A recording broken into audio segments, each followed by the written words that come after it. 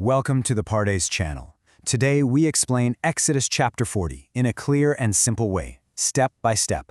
We're looking at the culmination of an absolute masterclass in dedication today. We are at the final, awe-inspiring moments of a massive, massive undertaking. We are talking about the final chapter of the book of Exodus.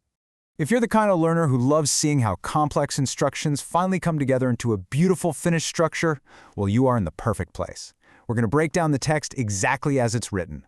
We're looking closely at the simple, straightforward meaning, the Peshat. No distractions, no detours, just a structured, step-by-step explainer of how the ancient tabernacle was finally assembled and exactly what happened right after. Here's our roadmap for this explainer. First, context and divine command. Second, assembly of the tabernacle. Third, clarifying the sacred items. Fourth, the divine cloud descends. And finally, practical life lessons. Let's get right into it. Section 1, Context and Divine Command. Okay, so to really grasp the beginning of chapter 40, we have to know exactly where we are in the story. For chapters now, the Israelites have been gathering materials and skilled workers have been tirelessly crafting all the individual pieces of the sanctuary.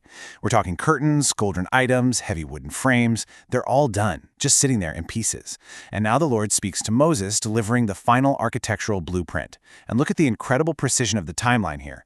God tells Moses specifically in verse 2 to set up the tent of meeting on the first day of the first month. Guys, this isn't just a random Tuesday. This is exactly 1 year to the very day since the Israelites left Egypt. A full year of transition is culminating on this one specific date.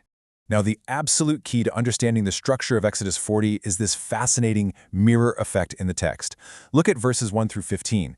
They contain God's exact step-by-step commands. Put the ark here, put the table there, anoint the altar, wash Aaron. Then, right there in verse 16, we get this pivotal summary statement. Moses did everything just as the Lord commanded him.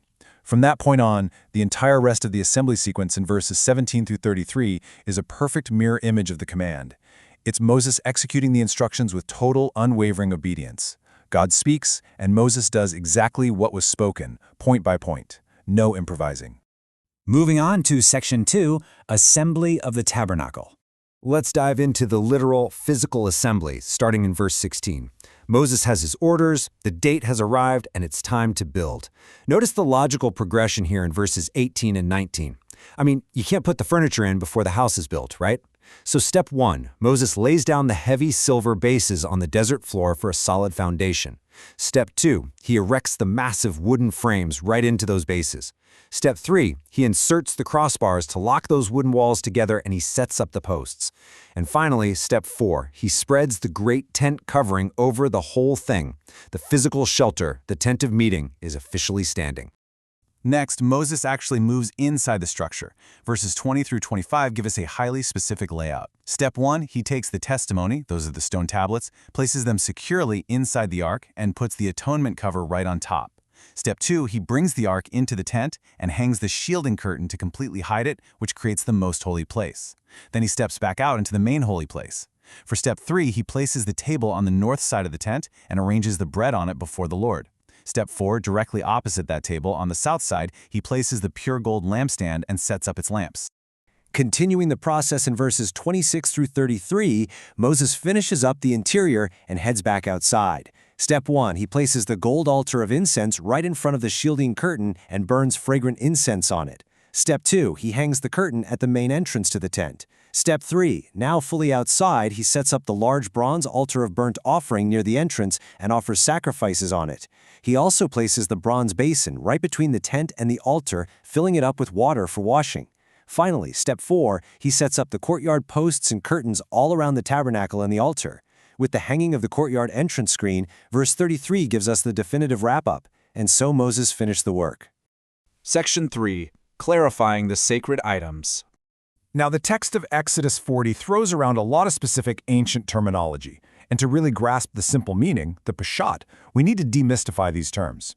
First up, the Ark of the Testimony. When verse 20 says Moses took the testimony and placed it in the ark, what does that literally mean? Well, the ark is a physical, sacred wooden chest overlaid with gold. And the testimony refers specifically to the stone tablets containing the covenant, the law given directly by God at Mount Sinai. So Moses is taking the physical, tangible evidence of God's covenant with Israel and locking it safely inside this chest, which sits in the deepest, most protected part of the sanctuary. Next, we keep hearing the phrase, the tent of meeting.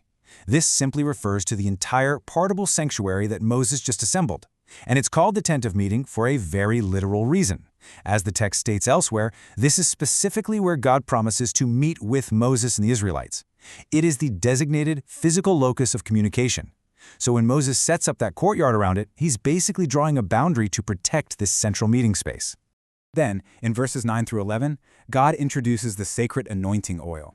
God tells Moses to take this special fragrant oil and anoint literally everything: the tabernacle, the ark, the table, the lampstand, the altars, the basin. Why? The text explicitly says it's to consecrate them, to make them holy. By rubbing this oil on these inanimate, human-built objects, Moses is officially taking them out of common, everyday use and transferring them entirely into sacred use. It's a clear, physical marker that these items now exclusively belong to the service of the Lord. But the consecration wasn't just for the furniture. Verses 12 through 15 detail the physical process of ordaining the human personnel, Aaron and his sons. First, they are brought to the entrance of the tent of meeting. Second, they are physically washed with water. Third, Moses dresses Aaron in highly specific, sacred woven garments. And finally, Moses anoints them with that exact same sacred oil used on the furniture. This step-by-step process officially set Aaron and his descendants apart to serve as priests for all generations. Section 4. The divine cloud descends. All right, we finally reached the grand payoff of the entire book of Exodus. We've seen the meticulous instructions, we've watched Moses flawlessly execute every single detail, and the human work is totally finished.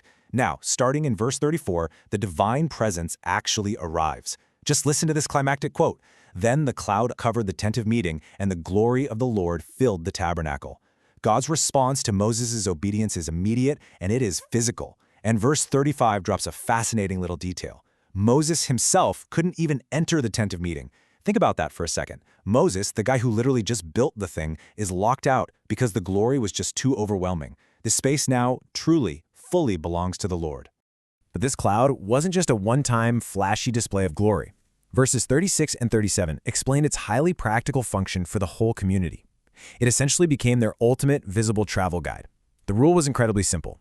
If the cloud lifted from above the tabernacle, the Israelites packed up their bags and set out on their journey. If the cloud stayed put, they stayed put in their camp until the day it lifted. The community's entire movement was now completely synchronized with the divine presence. The chapter closes out in verse 38 with an incredibly powerful image of continuous reassurance. It says, "So the cloud of the Lord was over the tabernacle by day, and fire was in the cloud by night, in the sight of all the house of Israel during all their travels." No matter what time of day it was, literally anyone in that vast camp could step out of their tent, look toward the center, and physically see that God was with them.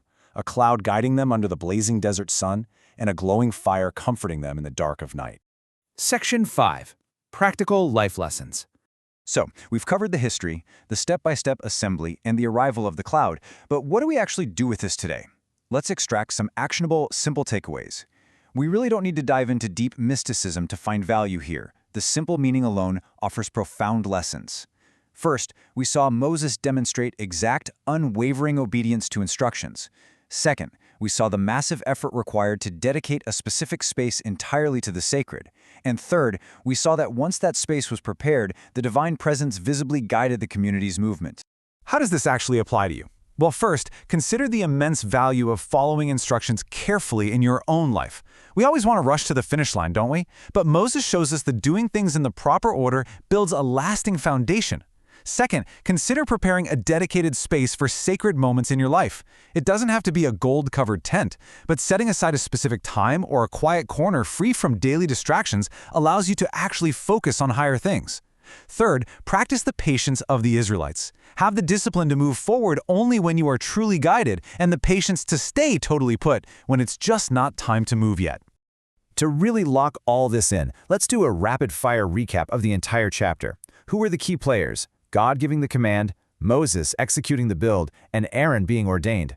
What is happening? The final physical assembly of the tabernacle and its sacred furniture. When does it happen?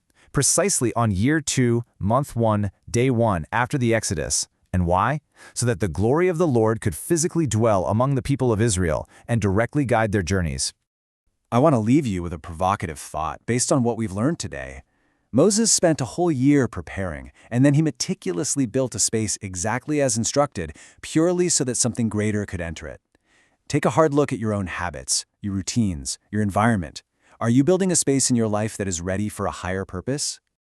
Thank you for learning with us. If this helped you understand the chapter better, like, subscribe, and join us for the next chapter.